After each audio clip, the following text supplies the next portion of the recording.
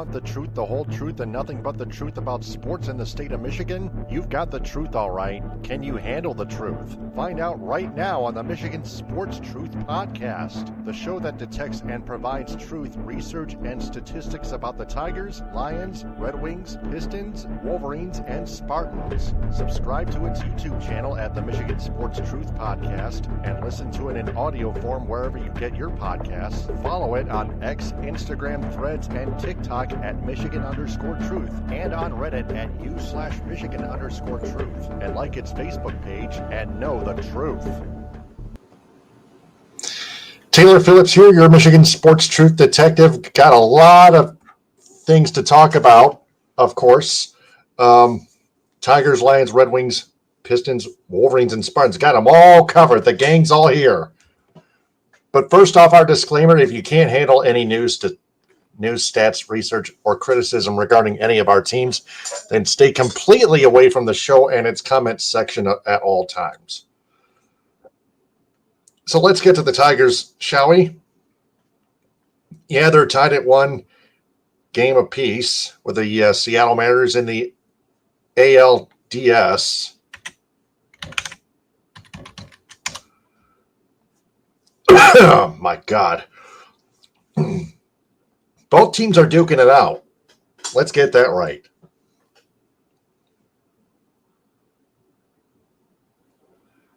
Well, the Monday Night Football game between the Chiefs and Jaguars is almost over. Why don't we get this going right away?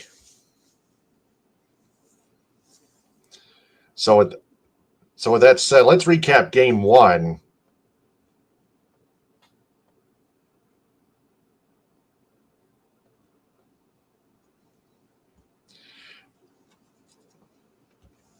Julio Rodriguez, of course, is an all-star. 3 for 5. Kerry Carpenter with a 2-run home run. Troy Melton only allowed that home run by J-Rod. Went 4 innings. Lots of work by that bullpen. The entire bullpen worked the whole game. Rafael Montero, of course, allowed that tying run in the 6th inning. That's an early blown save, but the rest of the bullpen did okay. Will Vest, 2 strikeouts. Kiter Montero with his first career postseason save. Zach McKinstry, of all people, delivering the RBI single. Tigers could only score 2 runs in regulation, both on Kirby, George Kirby, that is, on 6 hits, 1 walk, 8 strikeouts, 5 innings pitched. It was an offensive struggle for both teams. It really was. Troy Melton finishes with what is now a 10.38 ERA in the postseason this year. So the Tigers took Game 1, whether they earned it or stole it, whatever the case may be. A win's a win. And then Game 2, the Mariners win 3-2 in regulation. In a game where Spencer Torkelson tied the game with a 2-run single in the top of the 8th, and then J-Rod again delivered with a game-winning RBI single. Cal Raleigh, again, the teeth of the lineup. Raleigh with a double, 1 for 4. J-Rod with a game-winning RBI single. He went 1 for 4. He doesn't own Detroit, Adam Ruff. You arrogant homer. And fans and media complain about the strike zone and how one player owns Detroit. Either grow up or burn in hell. So 16 strikeouts by the Tigers offense in Game 1, 10 in Game 2. That totals up 26 strikeouts the entire ALDS thus far. So Game 3, Jack Flaherty starts. Casey Mize starts game 4. Game 5, Scooble back in Seattle if necessary. I think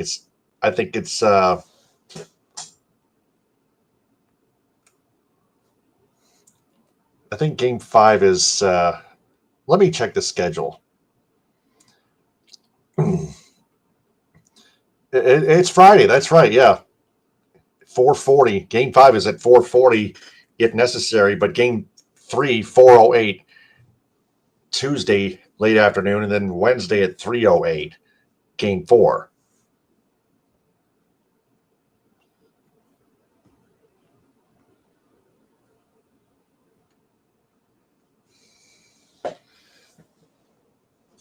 But if you look at those god-awful batting averages, Wenzel Perez, 059 average, 118 OPS in the postseason.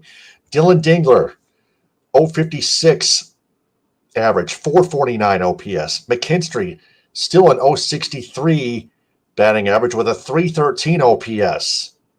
Spencer Torkelson, 167 average, 570 OPS. Gleyber Torres, just 190, just a 190 average, 499 OPS. We expect more. We expect a lot more for him as an all-star, as a veteran. At least Kerry Carpenter's hitting 278 with a 935 OPS. Where's Jahmai Jones at, huh? Batting 000 with a 500 OPS.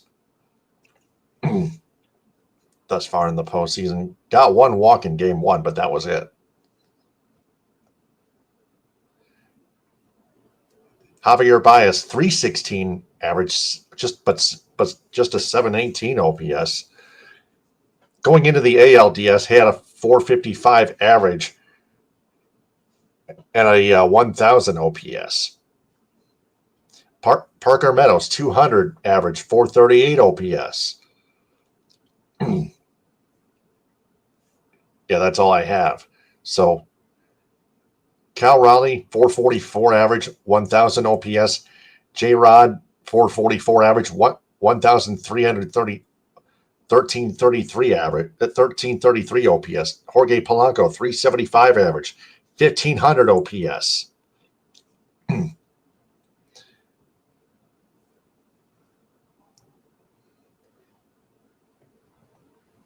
And we got Mitch Garver, 333 average, but just a 666 OPS. Wicked number, but still not a good OPS whatsoever. So Raleigh, J-Rod, and Polanco are the teeth of the lineup.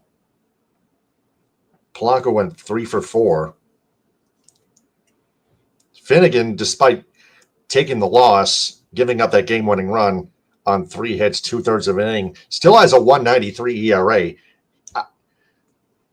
He was clearly overused in the postseason. He needs a rest. Brant Herger, 4.50 ERA. Tarek Skubal, 1.84 ERA, 9 strikeouts, just 1 walk, two runs on 5 hits and 7 innings pitched. Skubal was bailed out by Torkelson's 2-run single, but lots of pitches were near the strike zone that are too close to take, and fans are too premature to learn about it in today's world. There are a lot of homers in there. That's why there's something.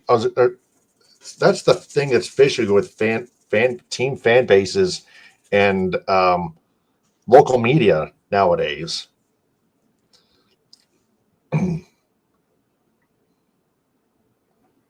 So with that being said, series is tied at a game apiece.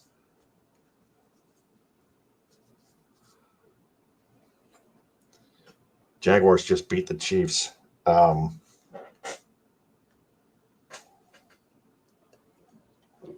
Couldn't get the final score, but I'll get it later. Anyway, the Detroit Lions jumped out to a 28-3 lead. Had to survive a comeback up to 28-17, but that was secured. That was held off by an Isaac Tesla touchdown. Another one at that.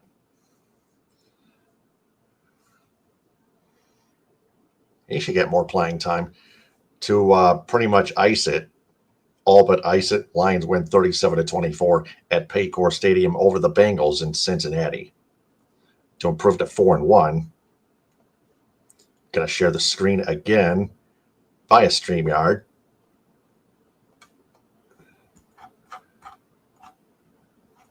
Two penalties on Terrion Arnold, 2 pass breakups. The defense was off to a hot start, but then tailed off in the second half, especially that fourth quarter. Jake Browning and Jamar Chase finally found their magic where the Lions defense completely disappeared.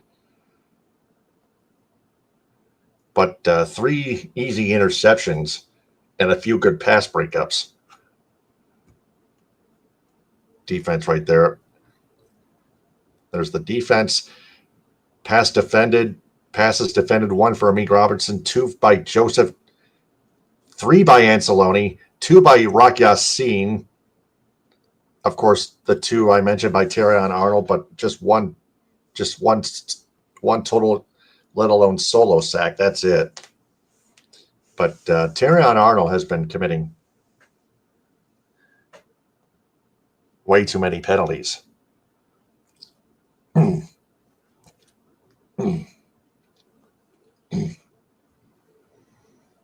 And then he got injured badly. So Terrion Arnold sucks. He's a liability. Most fans don't want to admit that, but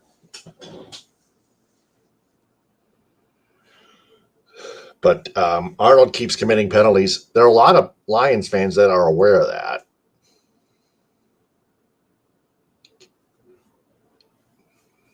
While other Homer fans just coddle the hell out of Terrion Arnold. And from what I'm hearing, Terrion Arnold may be out for the rest of the season, but Lions head coach Dan Campbell's not quite sure of that yet officially. But you got Amik Robertson, Brian Branch, Kirby Joseph, Rock Yassin, Trey Flowers, and Nick Whiteside, all available in the secondary. You still got those guys. They can play much cleaner than Terrion Arnold. Jack Campbell, 11 tackles. Derek Barnes, 8 tackles, including a sack for a safety. To then ice it. Bengals with the free kick. Amon-Ra St. Brown with the free kick recovery catch to end it.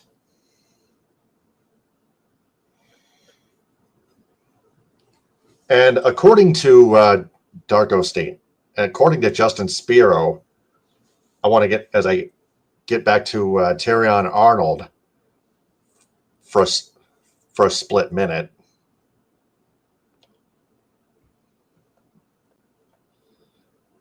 Let's take a look at the profile here.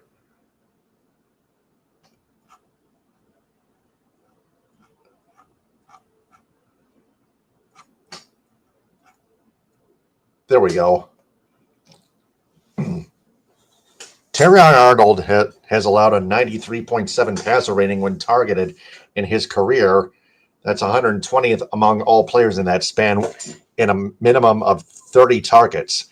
He also has the most penalties and most defensive penalty yardage in the NFL. Sorry, but he has been objectively bad. Yes, Spiro did some homework there.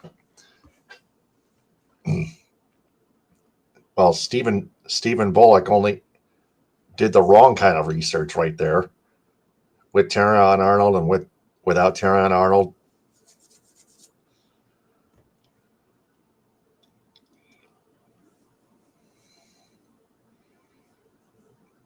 Yeah, all these numbers right there, as you can see, on the screen sharing, but still the penalties, they just kill everything. The most penalties and defensive penalty yardage, and the most defensive penalty yards in the NFL.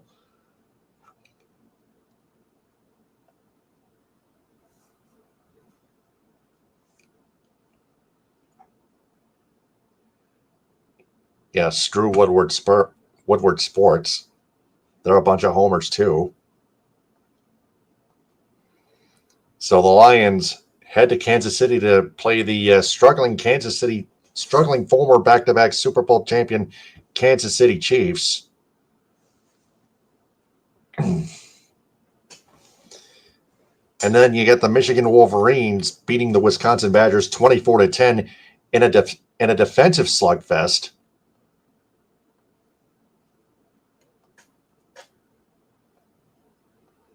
Wisconsin struck first, but Michigan, again,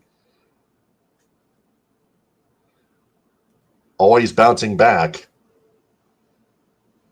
It tied it up and then led 10-7 at halftime. About Dominic Savada missing a chip shot field goal, by the way, he just messed up. He only messed up, okay? Stop over panicking, okay? All right. Justice Haynes again, 2 touchdowns. Donovan McCauley, a 29-yard touchdown pass from Bryce Underwood. McCauley's been shining as of late. 112 receiving yards.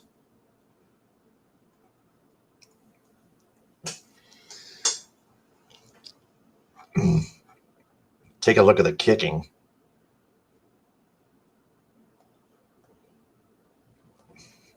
I want to take a look at Dominic Savada. Savada's 8 for 11, still 8 for 11.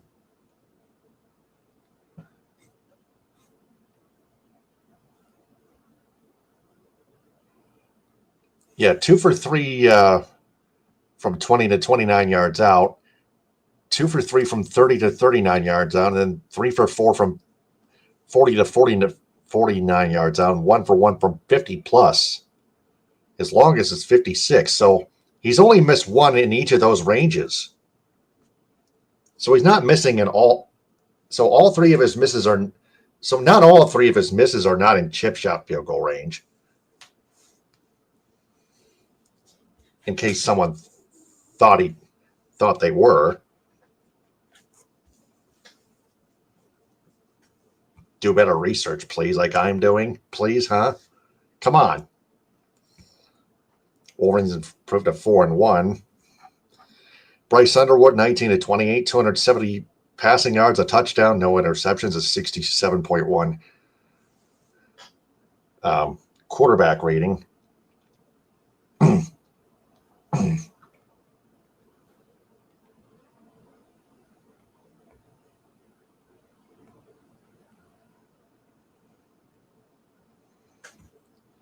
Take a look at the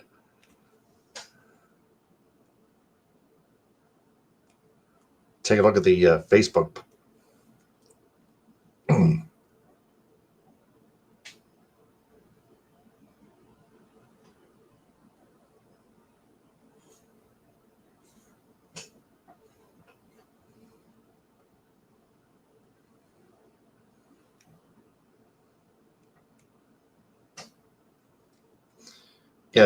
Yeah, Tiffany, look at another coddler, Teron Arnold. I'm just going to give her the screenshot right there from Justin Spiro.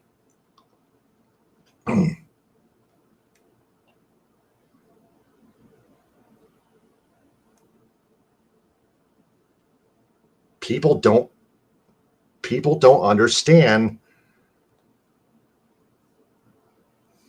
People just coddle Teron Arnold way too many times.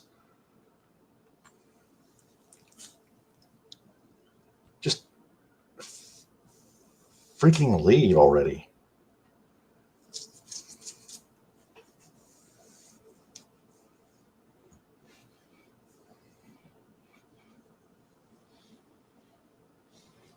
Back to Michigan and Wisconsin. Michigan's going to Michigan, of course, going to USC at 7:30 on NBC.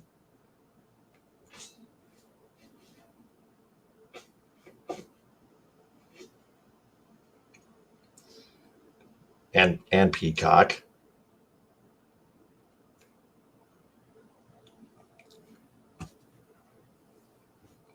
And then you got the Michigan State Spartans. Let me stop the screen sharing for a bit.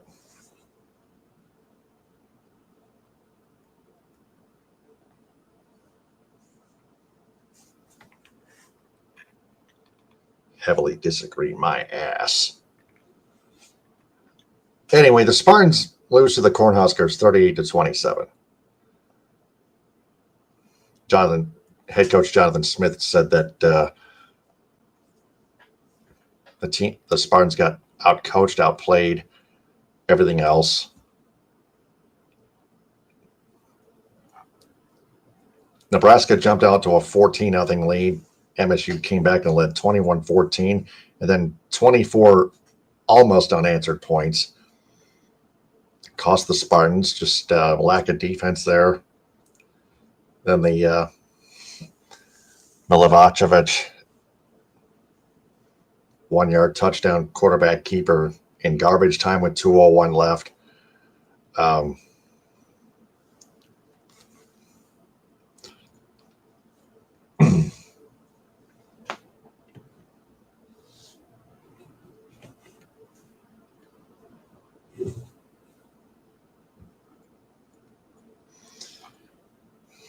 Just 85 yards passing by Aiden Childs.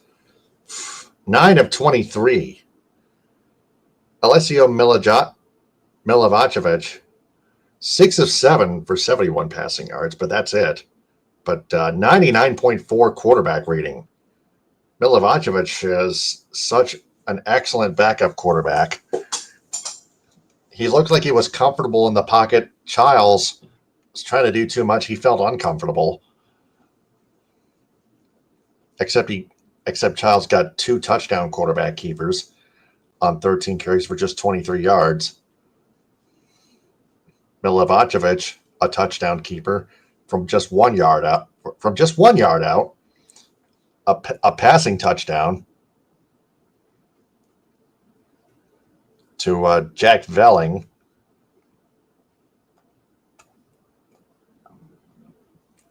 Yeah, he's a tight end. That's what I thought.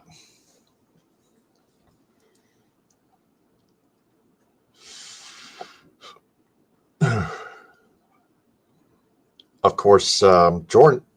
Yeah, of course, the defense, not very many tackles, just 49. But at least Jordan Hall came up with an interception.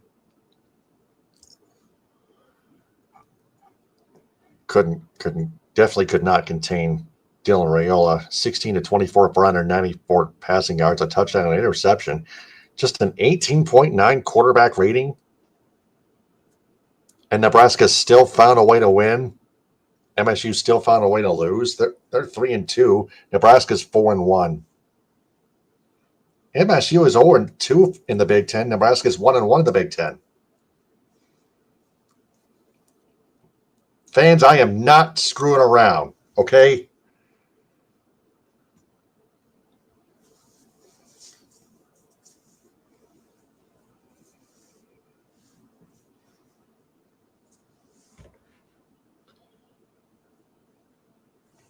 I'm not screwing around.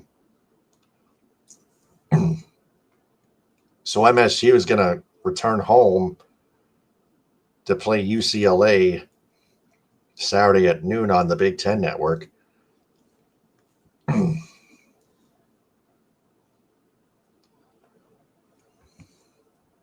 Take a look at the full schedule. And then a week from Saturday, they go to Indiana for the against the Hoosiers, number 7, for the Brass Spittoon. And then the in-state rivalry game against Michigan in East Lansing, number 15. I almost forgot to mention the Wolverines jumped from 20 to 15th with that big win over Wisconsin. So with that being said, it's time for the first 2025 to 2026 segment called As the Winged Wheel Turns. The Red Wings waived defensemen Justin Hall and Eric Gustafson. They cleared waivers and were sent down to Grand Rapids to make room for forwards Emmett Finney and Michael Brancic-Nygaard and defenseman Axel Sandin Pellikka. As we take a look at the roster, I'm going to share the screen yet again.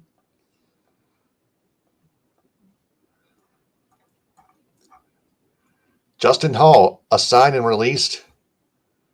Yeah, he cleared waivers. Assigned to Grand Rapids, the Griffins. Michael Brancic-Nygaard at right wing. Emmett Finney at center.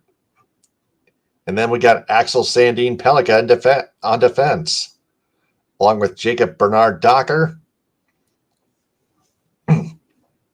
Got Travis Hamonic. Eric Gustafson is still on the roster, but he's waived and sent to Grand Rapids.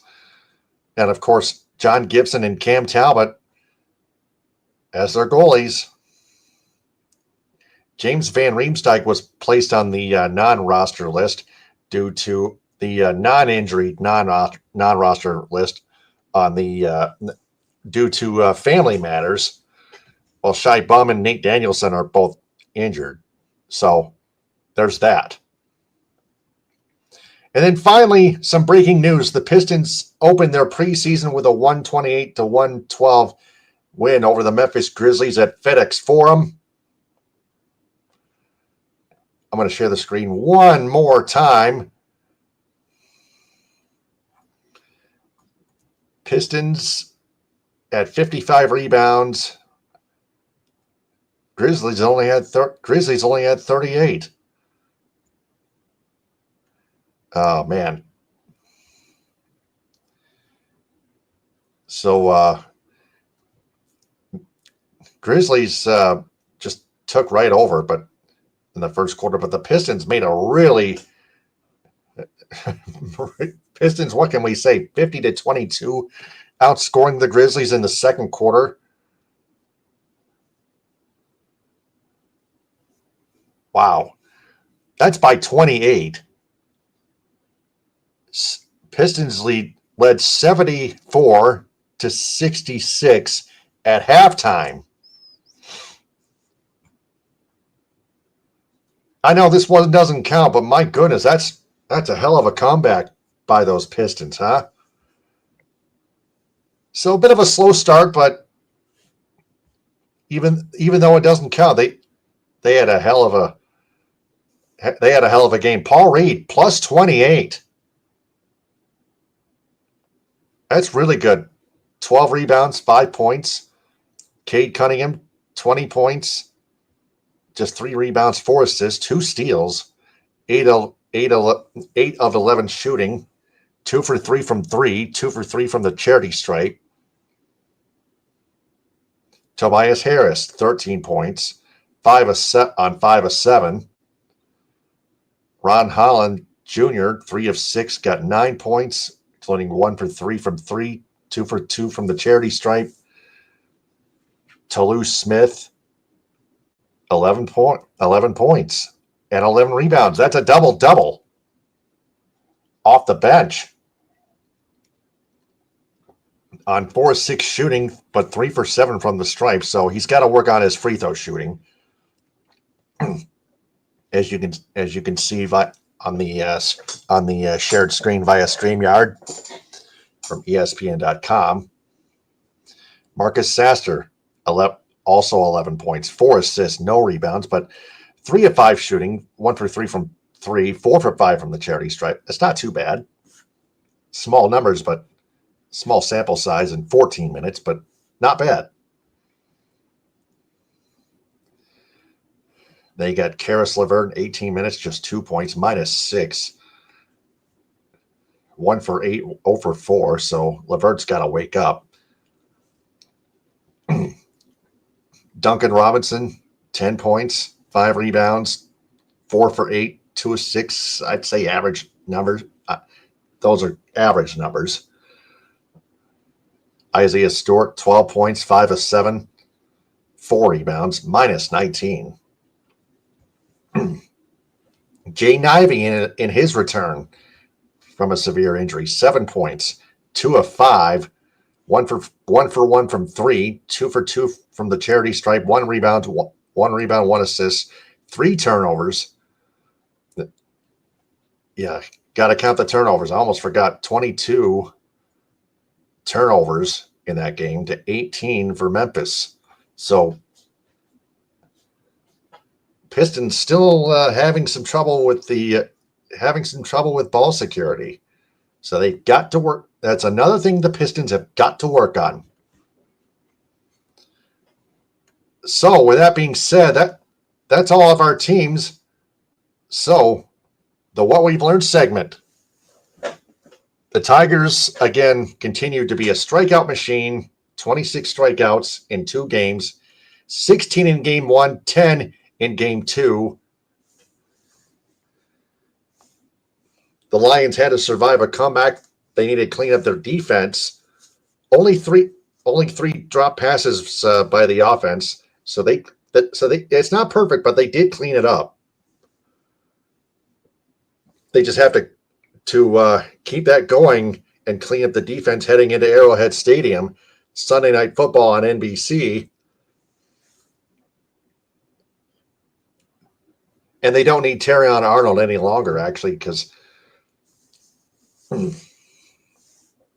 he's been a liability. Fans keep coddling him and not even admitting it. Sure, there were a couple of them were questionable, but still, just 4 pass defenses by Terrion Arnold this season.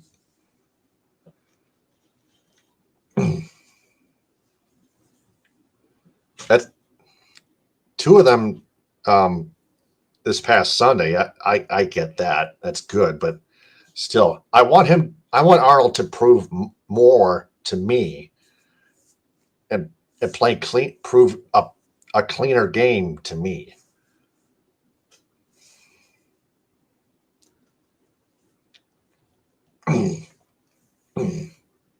And then the Red Wings, they made the right moves, sending Hall and Gustafson down, placing Finney, Branson Nygaard, and Sandine Pellica on the opening night roster as the Red Wings open their season at Little Caesars Arena against the Montreal Canadiens on Thursday. In a season where on January 12th, they also, keep in mind, also, they're retiring Sergei Fedorov's jersey number 91, January 12th, 2026 against the Carolina Hurricanes. And then the Pistons, big, good win, good preseason win. I know it doesn't count. They still need to work harder and work smarter with ball security. 22 turnovers. But keep up that good rebounding, though. So that's what we've learned in this episode of the Michigan Sports Truth Podcast. I'm Taylor Phillips. Subscribe to its YouTube channel at the Michigan Sports Truth Podcast. Like its videos and turn on all notifications on the bell icon. Click or tap on live to find its latest full episodes and check out its shorts videos. Also, watch it live and follow it on Twitch at Michigan Sports Truth. Listen to it in audio form on Spreaker, Spotify, iHeartRadio, Apple Podcasts, Amazon Music /Audible, Castbox, Deezer, Podcast Addict, Podchaser, and JioSaavn. Also, join its supporters club on Spreaker, just $2 a month. Follow the Michigan Sports Truth Podcast on X, Instagram, Threads, and TikTok at Michigan_Truth, and on Reddit at u/Michigan_Truth, and also like its Facebook page, facebook.com/Michigan Sports Truth, and on Patreon at www.patreon.com/Michigan Sports Truth, and on the Patreon app. Statewide business endorsements go to Cops and Donuts, Grand Traverse Pie Company, Positive J&H Family Stores, Positive Chimney and Fireplace, Farm Bureau Insurance, Michigan's insurance company, Michigan's Adventure, Jets Pizza, Alpine Chocolate House, with 5 locations in Manistee, Boyne City, Gaylord, Plymouth, and Sault Ste. Marie. Hudsonville Ice Cream, Grandpa's Mini Donuts, Tom's Food Markets, Big Coffee, Detroit Wing Company, Simply Delightful, JR's All-Star Haircuts for Men, Tropical Touch Spa, and Main Street Rocks. Main Street Rocks in Durant is also a proud sponsor of Swartz Creek Youth Baseball. Metro Detroit area business endorsements go to Gino Surf,